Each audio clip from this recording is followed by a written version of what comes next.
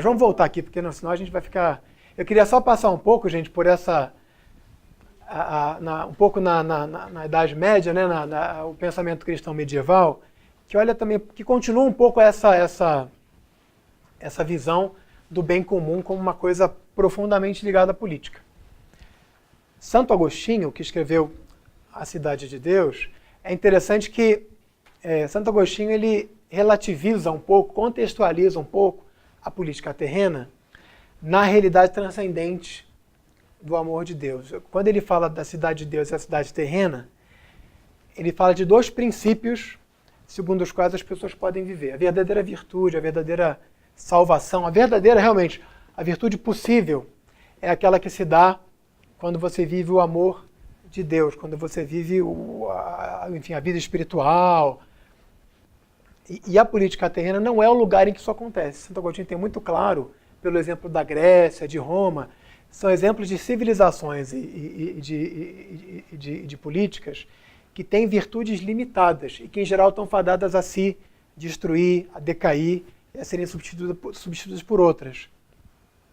O princípio que rege a política terrena de Roma, da Grécia, no fundo, é o amor sui, o amor de si, né? O amor próprio, que é o espírito contrário ao espírito evangélico do amor de Deus.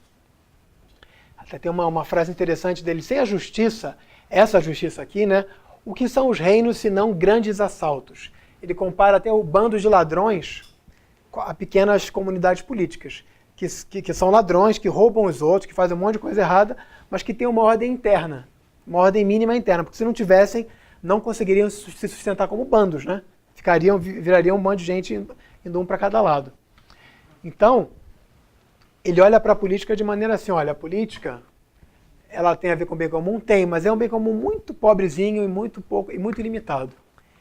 É um bem comum que tem a ver com a paz, a ordem, algum tipo de paz colocada, nem que seja pela força da espada, tem que existir. Mas não é nessa paz e nessa ordem que o ser humano vai encontrar a virtude necessária. Aí você já vê um pouco desse caminho em direção à virtude da pessoa interna, né? Mas ainda assim, ele vê a capacidade da política de ser um lugar onde se possa criar alguma estabilidade para que se busque a realidade da cidade de Deus. Eu acabei de destruir Santo Agostinho, mas é mais ou menos falado em 1, 2 minutos um grande tom, uma grande tônica de Santo Agostinho. São Tomás, a gente costuma comparar Santo Agostinho a Platão, mais idealista, mais radical na realidade espiritual, né, utópica, e São Tomás de Aquino a Aristóteles, mais realista, mais pé no chão, mais ligado ao que é possível nesse mundo, né?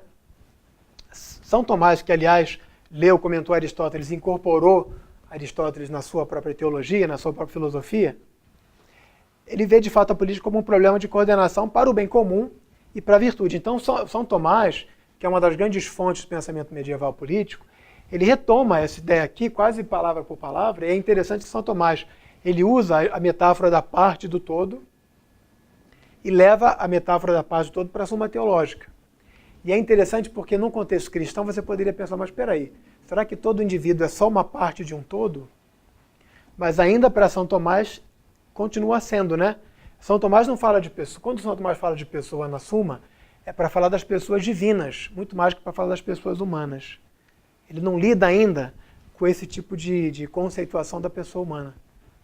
E aí, claro, São Tomás tem também é muito mais, digamos assim, aterrissado do que Santo Agostinho, porque ele tem aquele quadro que eu falei acho que há 2 aulas atrás, da virtude humana que se expressa numa lei natural. Deixa eu fazer rapidinho aqui o desenho, para quem não estava. Tem a lei eterna, que é a ordem do universo criado conforme a mente divina, né? Você tem a lei natural, e aqui do lado você tem a lei divina, e finalmente aqui tem a lei humana. E há uma relação de correspondência e de descendência entre essas realidades. Se a lei eterna é a ordem universal da mente divina, a lei natural é a participação dos seres humanos por virtude da nossa razão na lei eterna. Então, como a gente participa de alguma forma por sermos seres racionais feitos à imagem e semelhança de Deus. A gente consegue criar uma ordem com a nossa própria razão natural, baseada na lei eterna de que a gente participa de alguma forma. E essa ordem, a lei natural, que é a ordem moral, em que a gente pode viver a virtude. E dessa lei natural é que derivam as leis humanas, que são as leis dos estados, as leis dos povos, que podem ser ou derivações diretas da lei natural, como, por exemplo, a proibição do assassinato, né? E podem ser convenções em temas ou situações que não precisam ser uma coisa ou outra. Então você dirige do lado direito e não do lado esquerdo. Por quê? Porque alguém escolheu assim, vira uma convenção. Poderia muito bem ser pelo lado esquerdo e em alguns lugares, de fato. Então, no caso de São Tomás, ele tem uma visão também dessa... A política está aqui, né? Tá aqui, ela começa aqui, a fonte da nova política começa aqui, a lei natural. Isso é interessante, que a lei natural, por ser natural, por ser um exercício da razão humana, ela é acessível a todos os povos, a qualquer um. Mas ela é, de alguma forma, ainda dependente da lei eterna. Então, E aqui, só para não esquecer, a lei divina é a lei do Evangelho, a lei da revelação que vem consertar, que vem remediar a situação decaída do ser humano, que não consegue ver a lei natural na sua plenitude, então precisa da ajuda da lei divina para viver a justiça de verdade. Então aqui é uma lei espiritual, a lei do Espírito Santo, a lei da revelação, e aqui é a lei moral da razão natural humana. De alguma forma, o ensino social cristão, a doutrina social da Igreja, seria o eco político dessa lei divina, mais para baixo ali, para dialogar com a lei humana, com o direito positivo.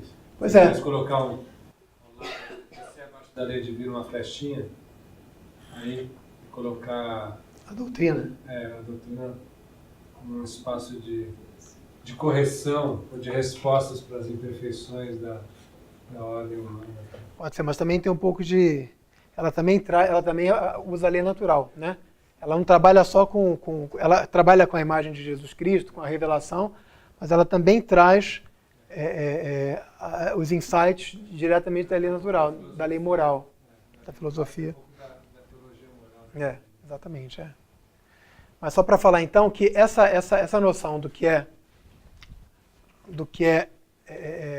essa relação, né, entre a virtude da razão humana e uma ordem transcendente continua na Idade Média, um pouco mais ou um pouco menos, através dessas grandes figuras. Aí acontece o que muitas pessoas consideram ser uma ruptura, né? Aí, o que acontece com a abertura da Idade Moderna? Lá pelos 1500, com o Renascimento, você tem uma nova maneira de olhar para a política. Aqui começa, muitos filósofos políticos colocam em Maquiavel a primeira grande... Se bem que a gente tem na Idade Média, no humanismo pré-renascentista, renascentista, várias modificações, mas Maquiavel é aquele que coloca na própria obra, né, no pensar sobre a política, um jeito completamente diferente do que aquilo que vinha antes. E aqui a gente começa a aproximar mais da política que a gente vive hoje. Não a política corrupta, embora possa ser também, mas uma maneira diferente de olhar a política. Que maneira é essa? A gente podia usar essa passagem aqui como uma reflexão dessa alteração. O que era virtude para a tradição clássica e medieval, ligada à lei eterna, ao bem comum, à razão humana, se transforma em virtude, né? E o que é a virtude maquiavélica?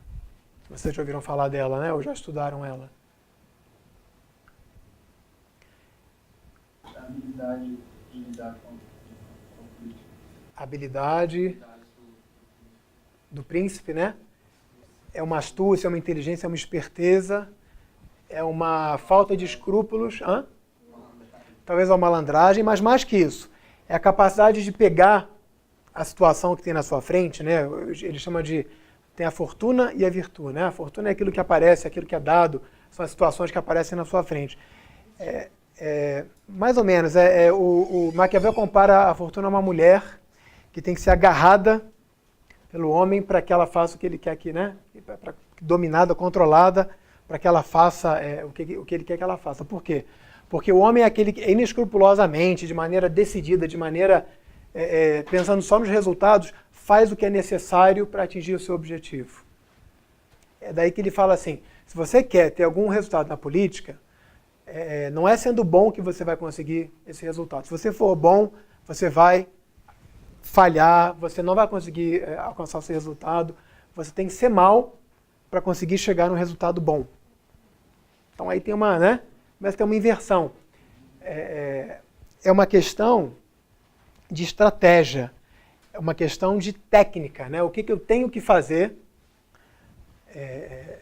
quais são as medidas que eu tenho que tomar. Aí eu posso matar a minha família, eu posso matar os filhos dos governantes que eu tomei o lugar, eu posso aterrorizar a população, eu posso fazer o que for preciso, e aí ele mostra, né, no Príncipe uma série de líderes da época dele que faziam isso. Um deles era um papa, inclusive, que fazia essas coisas. Para quê? Para que a preocupação dele é a glória do Estado. Maquiavel está preocupado na época dele com a sobrevivência da cidade-estado, né, de Florença, de Milão, ele está querendo que, numa situação tão instável, tão perigosa, tão arriscada, quanto a Itália daquela época, em que você tinha poderes estrangeiros entrando no país para poder lutar, aliados com as cidades, com as outras, dramas e problemas políticos. Numa situação como essa, ele quer estabilidade, ele quer glória, ele quer manter, de alguma forma, o Estado funcionando. E ele, então, desiste, digamos, ele fala, isso aqui não serve para nada. Essa virtude, esse bem comum, pode ser muito bonito. E talvez até seja uma coisa interessante a se buscar. Mas só vai ser possível encontrar esse tipo de relação virtuosa, de paz e de ordem, se você der conta da realidade dura da política. Então, eu tive um insight agora que acho que é interessante, é quase como se fosse, nesse momento da história, aquela polis grega protegida, uniforme, com as famílias, até com essas relações de parentesco, fica ameaçada num contexto europeu muito mais complexo, com várias polis, Firenze, Roma, né, e a influência externa, é quase como se a política tivesse começado a dar conta, não só das relações internas da polis, mas tivesse começado a dar conta das relações exteriores, das influências, e talvez até pela própria complexificação do processo civilizatório, essa questão tenha se colocado, e aí, em função de proteger Florença, eu vou abrir mão da virtude para fazer uma virtude menor, né? uma coisa, uma virtude parcialista, defensiva. Pois é. Pode ter a ver com o momento histórico? Pode ter a ver. Eu acho que com certeza tem, Zé, mas se a gente for ver Aristóteles, às vezes, é interessante isso. Eu estou falando mais das grandes linhas morais e da ética aristotélica, mas ele olha muito também, ele é muito realista. Ele percebe, às vezes, o próprio Aristóteles fala, que o estadista ele precisa, às vezes, dobrar as regras para poder atingir o resultado que ele quer atingir, um resultado moral. As regras não são, ele fala, as leis, às vezes, tem uma parte da política que ele fala assim, as leis, em geral é bom que as leis sempre regulem e governem a vida da sociedade, mas quando as leis não conseguem responder a todas as situações, tem que ter gente, estadistas prudentes, que façam o que não está previsto nas leis, que apliquem de alguma forma, aí tem um pouco da aplicação da lei, mas também tem um pouco da relativização de algumas normas em função de um objetivo, sei lá, importante. E aí, só o estadista prudente, que está profundamente imbuído, né, que incorpora a virtude, sabe até onde ele pode ir e até onde ele não deve ir. Um clima de exceção, um clima de quase de exceção. Nesse tipo de situação, em que alguma coisa tem que ser feita fora da normalidade. Estado de sítio, exceção, ou os fins, justificam os bens. Porque as cidades gregas viviam em guerra também entre si, né? Então tem essa questão de perigos, de luta. Mas acho que Maquiavel está num momento em que essa síntese aqui, né? E aí tem a ver com essa situação moderna, essa síntese que é representada pelo equilíbrio instável entre imperador e papa, né? O Império Cristão, o Sacro Império Cristão, que é uma unidade civilizacional, que procura equilibrar de maneira sempre instável, sempre precária, mas procura levar adiante uma civilização que, ao mesmo tempo, tem uma ordem espiritual, dada pela igreja, e uma ordem temporal, mantida pelo imperador. E aí é uma unidade de civilização. São Tomás, ele está falando desse lugar aqui, né? Maquiavel já está falando no momento em que o Papa é uma figura política que luta com os outros chefes de Estado, de Estado, como qualquer outro líder político. Em que você já tem vários movimentos de separação religiosa, a reforma está estourando, você tem uma série de situações em que esse contexto maior aqui está se desfazendo. E aí o que você tem para te segurar? Você não pode recorrer ao Papa para destronar o imperador ou o rei da outra cidade, porque o Papa é um rei também que está lutando contra os outros. Então o que você tem que fazer? Você perde um pouco, eu acho, essa visão mais ética da política e entra na realidade. Mas Maquiavel ainda coloca para a gente isso, gente. Essa virtude aqui, essa realidade de ordem e de paz, né, de social, ela tem muitas vezes um preço e ela convive sempre com uma realidade política muito séria. Desculpa a forma leiga, mas Maquiavel era uma pessoa religiosa ou nada religiosa? Não, então eu acho que mais ou menos. Maquiavel era um humanista da época da Renascença, que tinha todo o background religioso, mas ele era já profundamente cético com relação à igreja mesmo, né? Aos papas religiosos, e que olhava muito para... talvez a referência dele fosse muito mais Roma antiga, a glória de Roma, do que propriamente o cristianismo. Então, nessa época também você tem já um monte tem a magia, a astrologia, a época de Maquiavel, o Renascimento, é uma época de muita mistura, muito que a gente chama de sincretismo religioso, né? Então, em Maquiavel começa essa visão diferente da política. O que é o bem comum agora nessa situação? A gente pode falar, o cara pode fazer qualquer coisa, será que ele está atrás do bem comum? Mas espera, é o bem comum de quem? Aí pode entrar aquela pergunta que você fez, né, Fernando? O bem comum de quem? De Nápoles? De Veneza? De Florença? Mas e as outras? Não fazem parte do bem comum? Que tipo de relação existe? E a partir daí você tem toda uma série de teorias que vêm, que colocam outras questões para a política. Com a quebra dessa síntese aqui, né? Quando você quebra a fonte da lei natural, eterna, cada vez mais a lei natural vai virando uma espécie de campo, vai perdendo a sua clareza, a sua transparência, né? A lei natural, embora fosse uma lei descoberta pela razão humana, ela nunca perde a sua ligação com a lei eterna. Ela precisa de uma espécie de substrato espiritual unificado. E quando você faz essa quebra com a reforma, a Idade Moderna, isso aqui meio que se despedaça também. O grande substrato, o grande apoio, né, a grande base desse consenso civilizacional da Idade Média, uma vez que ele se vai embora, você cria o problema do liberalismo. Como produzir uma formulação, né, uma proposta política, uma ideia que encontre o acordo de todos os indivíduos. Anteriormente você tinha um acordo aqui, ó, essa síntese medieval, todo mundo aqui está na mesma coisa. Agora não. Agora você tem guerra religiosa, né? Você tem massacres religiosos, protestantes massacrando católicos e vice-versa. Você tem reis protestantes perseguindo fiéis católicos e vice-versa. Você não tem mais aquele acordo todo e vários desses pensadores dessa época, do século XVII, XVIII, vivem em situações muito, muito complicadas. Hobbes, por exemplo, né, que faz o Leviatã, ele olha para o risco de desmontagem, de ruína da própria civilização. Então você não existe mais esse bem comum. Isso não é mais tão fácil de definir.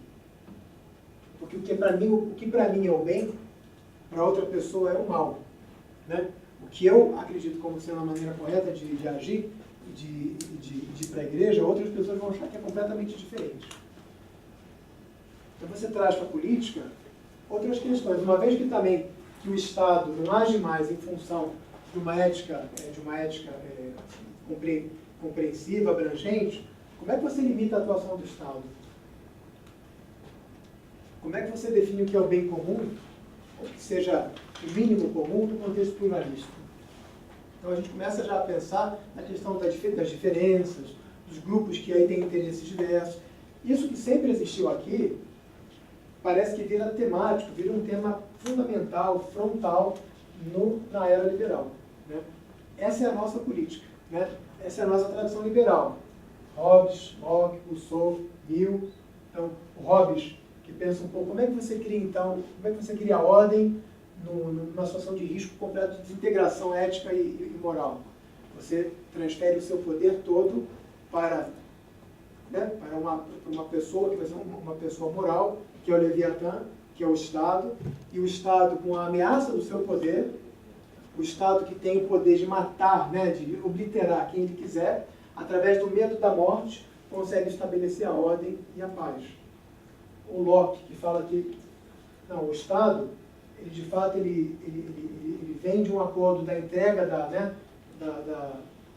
liberdade, da vontade política dos cidadãos para o Estado, mas esse Estado está limitado pelo direito à vida, pelo direito à propriedade, né, pelo direito à liberdade. Rousseau trabalha também a ideia de um Estado que é criado a partir da união de uma vontade geral, e você tem os indivíduos todos que se reúnem, que de alguma forma dão origem a um Estado, através da sua vontade geral, a uma ordem política em que todos são livres, porque todos concordaram individualmente, e se não concordaram, foram forçados a concordar, né, as regras que vão passar a viver e que vão passar a ser regidos. Então a gente começa a ter, não mais essa noção de um bem comum que já está dado por um todo, mas a gente começa a ter uma tradição em que os indivíduos, ou os grupos, né, que têm direitos, que têm poderes, que têm liberdades naturais, de alguma forma são a fonte desse poder do Estado. Olha como mudou, né? A gente tem aqui... Por quê? Porque isso aqui não está mais dado. Essa relação do bem comum não está mais colocada aqui. Então, de alguma forma, você tem que achar mecanismos para que esses indivíduos entrem em acordo. Então, a gente tem a democracia, a gente tem os partidos políticos, a gente começa a pensar em técnicas, né? Técnicas através das quais a gente possa garantir essas questões. A ordem social e política, o assentimento das pessoas ao governo, né? A ideia do contrato social em que os indivíduos se juntam, que de alguma forma concordam em viver em sociedade e serem regidos por essas ordens. Então a gente, hoje em dia, vive a realidade que cada um de nós, de alguma forma, assentimos individualmente as regras e as leis sobre as quais nós vivemos. E não é assim que a gente faz? A gente vota nos deputados que representam a cada um de nós e definem as regras segundo as quais a gente vai viver. Então, de alguma forma, essas regras saem do assentimento do contrato existente entre cada pessoa. E o bem comum, né? A liberdade e os direitos. Novamente, como você tem indivíduos, aquilo que era um sistema de direitos e deveres mútuos, né, dado pela posição, dado pela relação entre os indivíduos, agora viram liberdades e direitos individuais. Que, de alguma forma, o Estado, né, nacional, o Estado federal, é responsável, garantidor, né, e protetor desses direitos individuais. É uma relação, a gente falava na última aula que eu dei aqui, né, uma relação entre o indivíduo, entre cada indivíduo e esse ser aqui que é o Estado. Mas como isso aqui vem de cada indivíduo, então você tem que pensar, até onde vai o Estado? Quais são as liberdades e direitos sobre as quais o Estado não pode infringir? Certo? Novamente, vamos comparar. Se aqui você tinha regras dadas pelo bem comum, aqui você tem uma espécie de regras baseadas na visão de indivíduos que têm direitos, cada indivíduo, e é a partir desses direitos que se cria uma ordem social e política justa.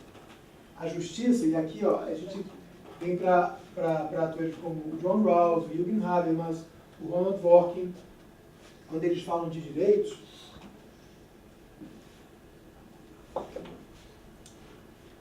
Acabamos com a pólice. Paga uma pólice. Agora vai entrar outra coisa, né? A justiça para Aristóteles é baseada no bem comuns, em que cada um tem direito àquilo que merece, àquilo que pode receber. A justiça da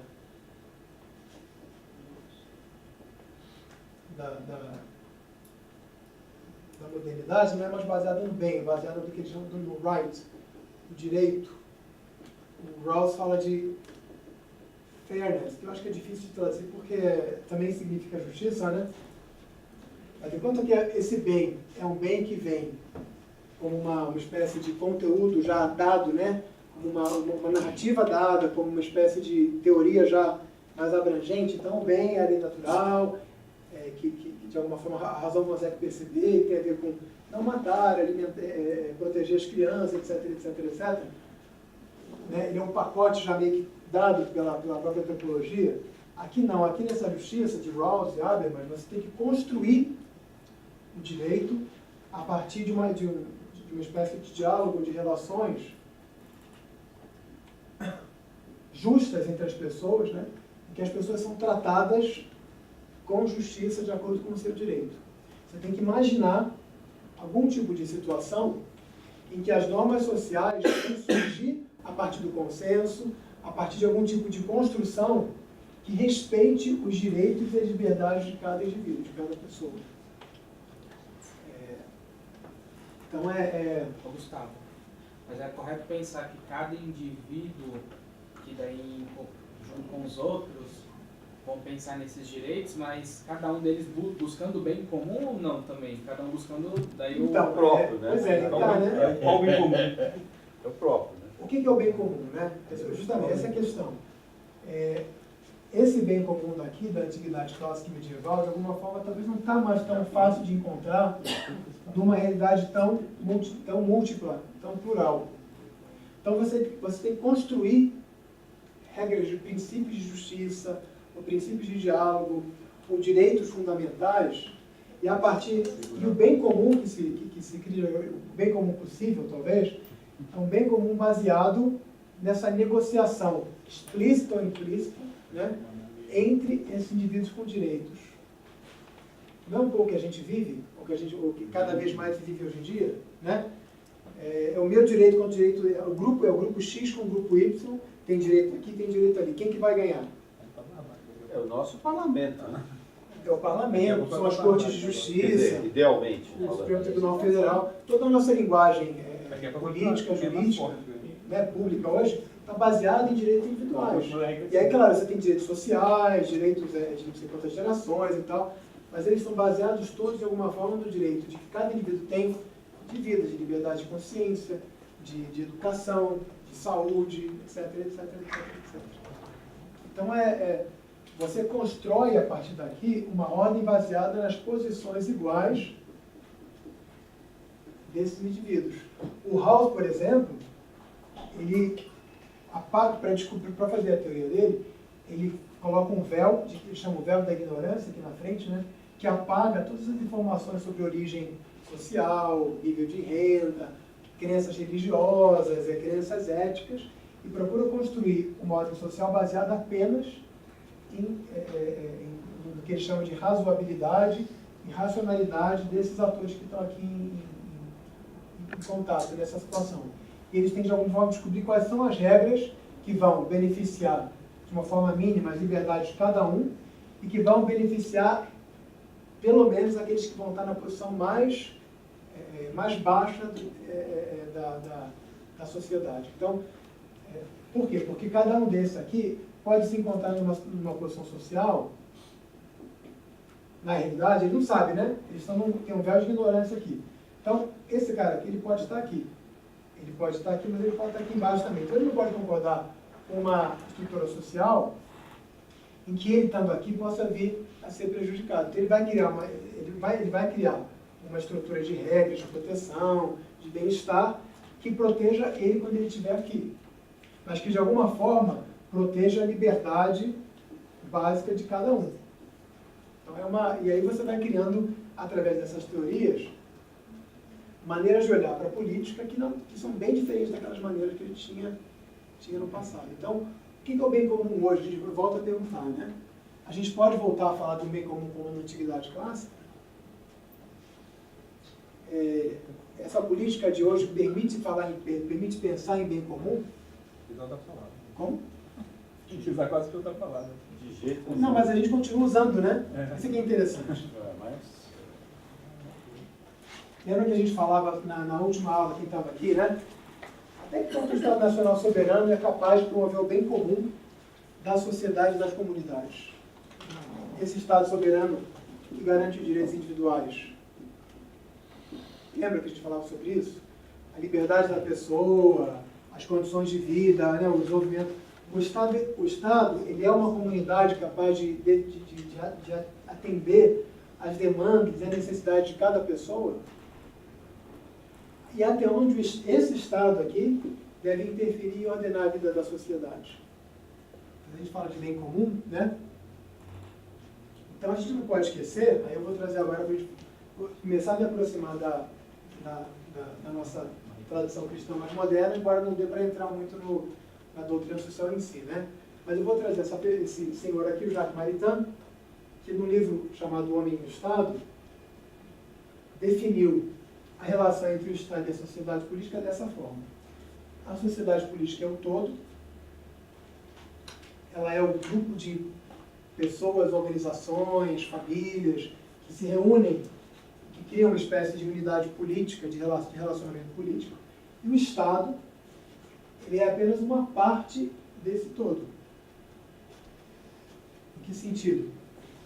Vou falar, a sociedade política como união de pessoas e grupos mobilizados e organizados em um todo coerente, para o bem comum e para a justiça, através de normas, instituições e procedimentos baseados no uso da razão. Então, a sociedade política não é esse bando de indivíduos reunidos assim, atomizadamente uns com os outros. A sociedade política é uma união de pessoas e grupos. Então, a gente já está trazendo de volta para a concepção da vida política a realidade social do homem, né? As comunidades, as famílias. Aqui eu faço uma ligação com aquela última aula, com a penúltima aula do módulo passado. Não é nas comunidades e famílias que a gente consegue ver o sentido da pessoa humana, que a pessoa de fato consegue descobrir o que é liberdade, consegue entender para que é chamada, né? A que é chamada a fazer. É dessa sociedade política, que é plural, que é formada de pessoas e grupos, que nasce o Estado. E o Estado é apenas, para Maritain, um conjunto específico de instituições voltadas para a manutenção da ordem legal e a promoção da ordem do bem-estar públicos. Então, o Estado é apenas um componente, né? Essa relação política, né, indivíduo-Estado, é apenas um componente da vida política que a gente vive. Deve ser, né? E como é que ele vê a relação? Já que na sociedade política a autoridade vem desde baixo, por meio do povo, é normal que todo o dinamismo de autoridade no corpo político seja composto de autoridades particulares e parciais, que emergem em camadas, uma sobre a outra, até a autoridade maior do Estado. Então aqui essa aqui é uma visão muito diferente, gente. Conseguem visualizar o que ele está querendo dizer? Essa é uma visão de bem comum, de sociedade política, em que você tem, de alguma forma, o Estado, ele tem um lugar importante, presente, ele tem uma relação com todos os grupos e indivíduos, mas você tem vários núcleos